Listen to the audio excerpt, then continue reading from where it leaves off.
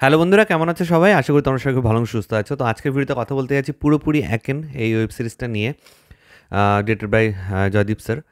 তো আগের সিজনগুলোতে যারা দেখেছি, ১ম দিকের সিজনগুলোর কথা বলব না। পরের দিকে যেহেতু বাপি আর ক্যারেক্টার চেঞ্জ হয়ে গেছে, তো সেই কাস্টিং মানে সেই ট্রায়োটা রয়েছে একেন বাবু এবং তার ২ শাগরেদ। তো তারা এবার পুরী ঘুরতে যাচ্ছে এবং পুরীতে ঘুরতে গিয়েও তাদের নিস্তার নেই। সেখানে গিয়ে একের পর এক খুন হতে থাকে এবং সেখানে আমরা রাজনন্দিনী, রাহুলদা সেই ক্যারেক্টারগুলোর সাথে পরিচিত হই। তো অ্যাকচুয়ালি এখানে নাচ নিয়ে, উড়িষ্যার বেস যেহেতু, নাচ নিয়ে একটা মানে প্লট রয়েছে এবং এই নাচের সাথে রিলেটেড কিছু লোকজনের সাথে কিছু ঘটছে, ঘটনা, খুন হচ্ছে, নাচের গুরুজি খুন হয়ে যাচ্ছে। তো এই কেসটাকে সলভ করে একেন।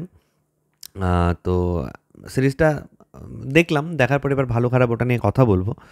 তো আমাকে যদি বলা হয় যে এখন অবধি টোটাল ধরো ৮টা সিজন বেরিয়েছে। এই সিজনটা কি মানে আগেরগুলোর থেকে বেটার হয়েছে? তো আমি বলব যে সব কিছু মিলিয়ে যদি আমি বলি তাহলে কিন্তু বাকিগুলোর থেকে বেটার না। কারণ এর থেকে অনেক বেটার গল্প, এর থেকে অনেক বেটার এক্সিকিউশন আ আমরা দেখেছি একেনবাবুর সিজনে, এর আগের সিজনগুলোর মধ্যে। কিন্তু এটা অতটা আপ টু দ্য মার্ক আমার লাগেনি। ডেফিনিটলি কিছু ভালো দিক রয়েছে। যেরকম ধরো একেনবাবুর যে ক্যারেক্টারিস্টিকগুলো, ভুলভাল কথা বলা, ভুল ডায়ালগ বলা, মানে কখনো ইচ্ছে করে বলে, কখনো মানে ভেতর থেকে চলে আসে। তারপর খুকুর সাথে তার যে কেমিস্ট্রি, খুকুকে আমরা দেখতে পাই না কিন্তু ওভার দ্য ফোন সে যে খুকুর সাথে যা করে, এবং বাপি সহ আরেকজন যে সাগরেদ রয়েছে, মানে সৌহত্র এবং আর্য সম্মুখ যে ক্যারেক্টার দুটো প্লে করছে, তাদের সাথে যে খুনসুটি চলে সবসময়, সেই ব্যাপারগুলো ইনট্যাক্ট রয়েছে এটার মধ্যে। আম আ এবং যে গল্পটা না হয়েছে, আমার মনে হচ্ছে গল্পটা অ্যাকচুয়ালিতে খারাপ গল্প না। গল্পটা ঠিকঠাকই ছিল। মেইন যে মূল ভাবনাটা সেটা ঠিকঠাকই ছিল। এবং ওভারঅল যে লুক অ্যান্ড ফিল, বিজিএম এরকম একেনবাবুর যেরকম হয় আরকি। পিকচারাইজেশন খুব ভালো, সমুদ্রকে বারবার দেখানো হয়েছে। খুব ভালো লাগছে। পারফরম্যান্স ভালো রয়েছে ডেফিনেটলি একেনবাবু সমেত বাকি যারা রয়েছে, বিশ্বজিৎ, রাহুল দা, রাজনন্দিনী, আরও ছোটো ছোটো ক্যারেক্টার অনেকে রয়েছে। এমনি কিন্তু অ্যাক্টিং সবাই ঠিকঠাক করেছে। আহ, এবার চলে আসছি যে শঙ্কর দেবনাথ রয়েছে মামার চরিত্রে, রাজনন্দিনীর মামার চরিত্রে। তো এবার চলে এসেছি যে অ্যাকচুয়ালি গল্পটা কেন জমলো না আমার কোথাও গিয়ে ফিল হলো, সেটা হচ্ছে যে এই যে গল্পটা যেভাবে ন্যারেট করেছে না, ন্যারেট করতে গিয়ে মেইন যে টুইস্ট, সেই টুইস্টটা অনেক আগেই অডিয়েন্স প্রেডিকশন করে নিতে পারছে। তারা প্রাণপণে চেষ্টা করছে সেটা লুকিয়ে রাখার, কিন্তু সেটা হচ্ছে না, একদমই হচ্ছে না। মানে ম্যাক্সিমামের ক্ষেত্রে হয়তো সেটা ওয়ার্ক করবে না, সেই টুইস্টটা, আমার যেটা মনে হয়। কারণ চারদিকে এত অ্যাডভান্স কাজকর্ম আমরা দেখছি না, তো এটা খুবই প্রেডিক্টেবল একটা টুইস্ট ছিল, যেটা অনেকক্ষণ আগে আমরা বুঝতে পারি। স্টিল তোমাকে একটু ধরে ধরে ধরে ধরে ওরা নিয়ে যায়, এবং ক্লাইম্যাক্স পোর্শন যেখানে একেনবাবু সবাইকে বসিয়ে বলছে, সেখানে ওই টুইস্টটা যখন আসে এমনভাবে আসে যে ইম্প্যাক্টও দিতে পারে না। সেকেন্ড, আমি যেটা বলবো যে আম, আ, এই এখানে আমার মনে হয় যে প্লটটা নেওয়া হয়েছে, সেই প্লটটা তুমি যদি ওভারঅল যদি একটা টুইস্ট দিয়ে এক্সিকিউট করতে চাও, তাহলে এপিসোডের শুরুতে একটা করে ফ্ল্যাশব্যাকের সিন দেওয়ার কোনো দরকারই নেই। তুমি ডিরেক্ট দেখিয়ে যাও, তারপরে লাস্টে টুইস্ট রিভিল করো, দ্যাটস বেটার। এসবের ক্ষেত্রে বেটার ওয়ার্ক করবে তাহলে, আমার কোথাও গিয়ে ফিল হয়েছে। তো ওই যে ডিসিশনটা, যে এপিসোডের শুরুতে অল্প অল্প ফ্ল্যাশব্যাকের সিন দেখিয়ে দেওয়া, এইটাও কিন্তু কোথাও গিয়ে কি বলবো আর কি, বুমেরাং হয়ে গেছে আর কি। থার্ড, আমি যেটা বলবো যে অনন্যা গুহ এখানে রয়েছে, কিন্তু অনন্যা গুহ কিন্তু ট্যালেন্টেড একজন অ্যাক্ট্রেস।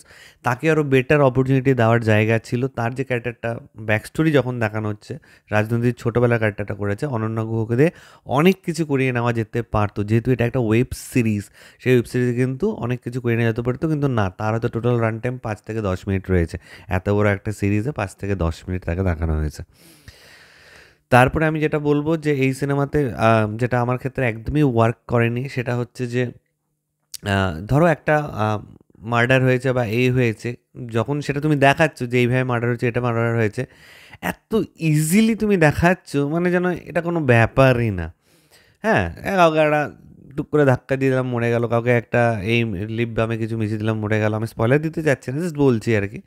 কে করেছে না করেছে সেগুলো বললে স্পয়লার হয়ে যেত। তো আম, এই জিনিসগুলো মানে এত বেকারভাবে দেখানো না, মানে গল্পটা এমনিতেই উইক যাচ্ছিল এক্সিকিউশন ওয়াইজ।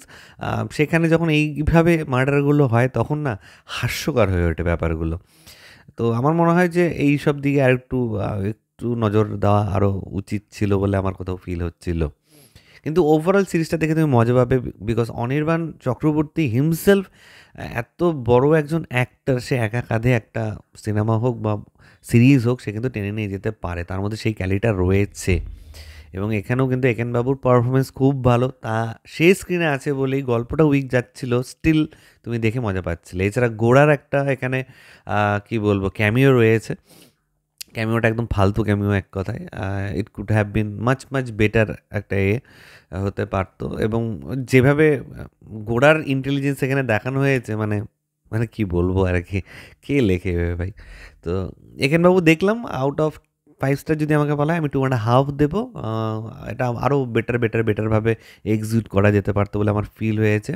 এত ভালো ভালো আর্টিস্টরা ছিলেন, ভালো একটা প্লটও তারা চুজ করেছিল, কিন্তু ওভারঅল কিন্তু ঘেটে ঘরের মতনই আমার কোথাও গিয়ে ফিল হয়েছে। এটা আরও বেটার হতে পারতো, কিন্তু থরলি এন্টারটেনমেন্ট পাবে, ফ্যামিলি নিয়ে দেখতে পারবে। এই কারণে তুমি সেই বোরডামটা আসবে না সিরিজটা দেখার ক্ষেত্রে। অনেকের ভালোও লাগবে সিরিজটা আমি জানি ডেফিনেটলি, কারণ একেনবাবু খুব ভালো অ্যাক্টিভ একটা লোক।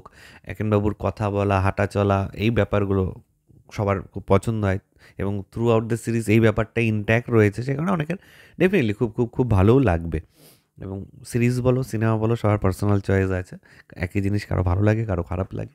তো এটাই তোমাদের সাথে শেয়ার করার ছিল। তোমরা যারা পুরোপুরি একেন দেখে নিয়েছো প্লিজ নিচে কমেন্ট করে জানাও যে তোমাদের কার কেমন লেগেছে, আর যারা দেখোনি তারা একবার দেখো, ডেফিনেটলি দেখো, দেখে তারপরে কমেন্ট করে যে তোমাদের কার কেমন লেগেছে। আর আমার ভিডিওটা যারা প্রথমবার দেখছো নিচে যে রেড সাবস্ক্রাইব বাটন আছে সেখানে ক্লিক করে নাও। ভিডিওটা ভালো লাগলে অবশ্যই লাইক কমেন্ট শেয়ার করতে একদম ভুলবে না। ঠিক আছে বন্ধুরা, ভালো থেকো সবাই, সাবধানে থেকো সবাই, love you all, take care.